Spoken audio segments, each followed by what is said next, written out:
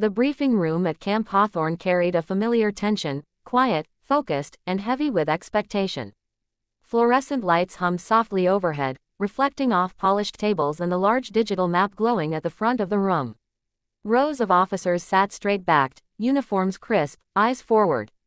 This wasn't a place for mistakes, and everyone knew it. Captain Elena Ward took her seat near the middle row. She adjusted her folder once, then folded her hands neatly on the table. Her posture was relaxed but precise, the kind shaped by years of discipline rather than display. To most people in the room, she looked unremarkable, another officer among many. That was how she preferred it. Around her, low murmurs faded as the doors opened. Marine General Robert Hale entered with measured authority. Conversations stopped instantly. Chairs scraped softly as officers stood, then sat again at his signal. Hale moved to the front, scanning the room with a sharp, assessing gaze. He had a reputation, brilliant, blunt, and unforgiving of what he considered weakness. Today's briefing was important. A joint operation review, performance summaries, lessons learned. Captain Ward listened as the general spoke, his voice steady and confident as he moved through slides and data. Units were praised, mistakes were noted. Names appeared briefly on the screen, then disappeared as the briefing continued. Then her name came up. Captain Elena Ward. The slide showed a list of deployments, commendations, and a brief operational summary. The room remained silent, eyes flicking between the screen and the woman sitting calmly beneath it. General Hale paused. He tilted his head slightly, lips curling into a half-smile that wasn't quite friendly. "Captain Ward," he said aloud, drawing attention to her. "Interesting record you have there." Several officers shifted in their seats. Hale tapped the screen with a pointer. "Your file notes an unusually high number of confirmed engagements for someone with your background." A few quiet chuckles rippled through the room. Nothing loud, nothing obvious, but enough. Captain Ward felt it, of course. She always did. The subtle skepticism, the curiosity disguised as humor. She kept her gaze forward, expression neutral. The general continued, tone casual. "One might think the paperwork is doing a bit of exaggerating." More murmurs. A couple of smiles. The air changed, not dramatically, but noticeably. The kind of shift that experienced officers sensed immediately.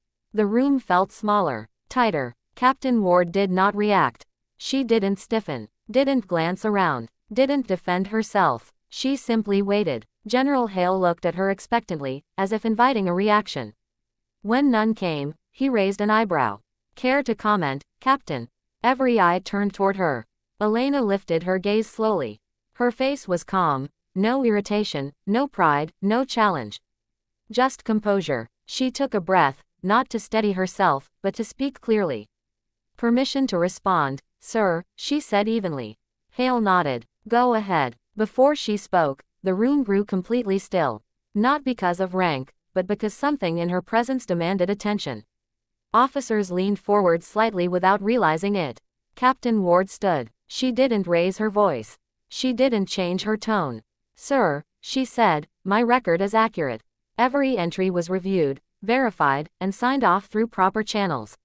She paused, not for effect, but for clarity. "I don't speak often about my service," she continued, "because my work was never about numbers or recognition.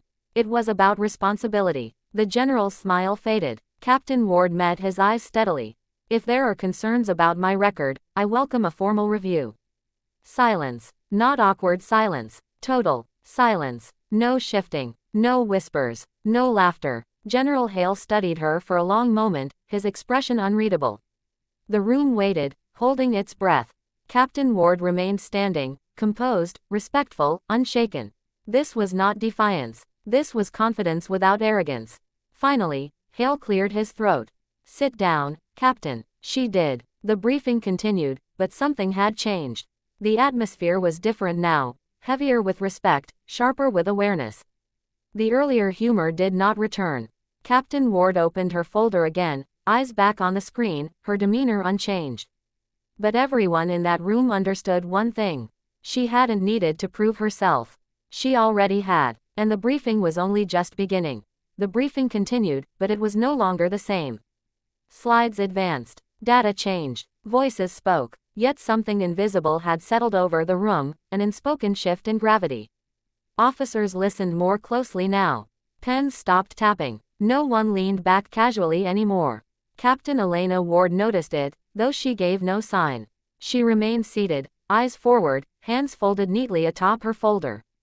Her breathing was steady, unhurried. To anyone watching closely, it was clear she had returned to the briefing as if nothing unusual had happened. But the others could not. General Hale spoke again, his tone more measured than before. He moved through the remaining agenda points without commentary, no jokes, no side remarks. When the final slide faded from the screen, he cleared his throat. "That concludes the briefing," he said. Dismissed. Chairs scraped against the floor as officers stood. Conversations did not resume immediately. People gathered their papers quietly, exchanging brief glances instead of words. Respect had replaced curiosity. Captain Ward rose and turned toward the exit. Before she could take more than 2 steps, a voice stopped her. "Captain Ward." She paused and turned. General Hale stood near the front of the room, hands clasped behind his back. His expression was unreadable, not stern, not friendly. Just focused. "Remain behind," he said. A ripple of attention moved through the room, though no one looked directly at her. Elena nodded once. "Yes, sir." The room emptied quickly after that. Doors closed. Footsteps faded. Within moments, the briefing room felt larger, quieter, almost hollow. General Hale walked slowly toward her. For the first time since he had entered, his posture had softened slightly. Not relaxed, but thoughtful. "You handled that well," he said at last. Elena met his gaze calmly. "Thank you, sir." He studied her for a moment. Most officers would have reacted defensively. Or emotionally. That wouldn't have helped, she replied simply.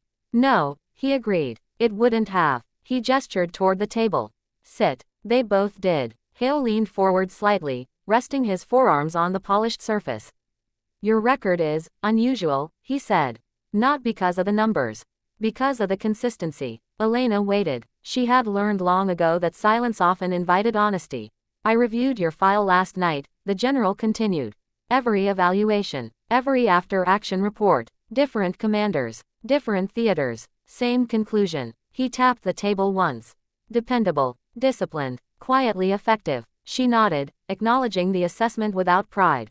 "I made a mistake today," Hale said bluntly. "I underestimated you." Elena did not rush to respond.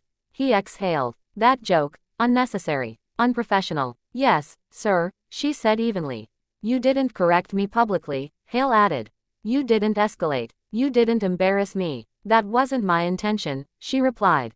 "My responsibility is the mission, not the room." For the first time, the corner of Hale's mouth twitched, almost a smile. "You remind me of someone," he said.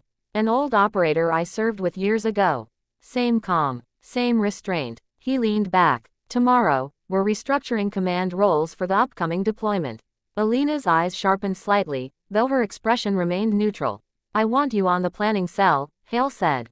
"Direct advisory authority." She absorbed the words carefully. "Understood, sir." "There's more," he added. "Your name was already being considered for promotion review. Today, confirmed it." She nodded once. "Thank you, sir." Hale stood. "Captain." "No. Major Ward." Effective immediately. The room seemed to pause again, this time privately. "Congratulations," he said, extending his hand. Elena stood and shook it firmly. "I appreciate the trust, sir." As she turned to leave, Hale spoke once more. "For what it's worth," he said, "your calm did more than silence a room today. It reminded me what leadership actually looks like." She stopped briefly, then replied without turning. "Leadership doesn't need volume, sir." She exited the room quietly. Outside, sunlight cut across the hallway. Officers passed her, some offering respectful nods, others brief smiles. Word traveled fast in places like this. Elena walked on, posture unchanged. She had never needed to raise her voice. And now, no one would ever doubt her again. The hallway outside the briefing room felt different than it had that morning. Sunlight streamed through the tall windows, casting long lines across the polished floor. Officers moved with purpose, but something subtle had shifted in their expressions, recognition, not curiosity. Respect, not doubt. Major Elena Ward walked steadily, her pace unhurried. She felt no rush of victory, no desire to explain herself. Promotions, titles, acknowledgement, those were outcomes, not objectives. Her objective had always been the same: do the work, protect the mission, and leave the noise behind.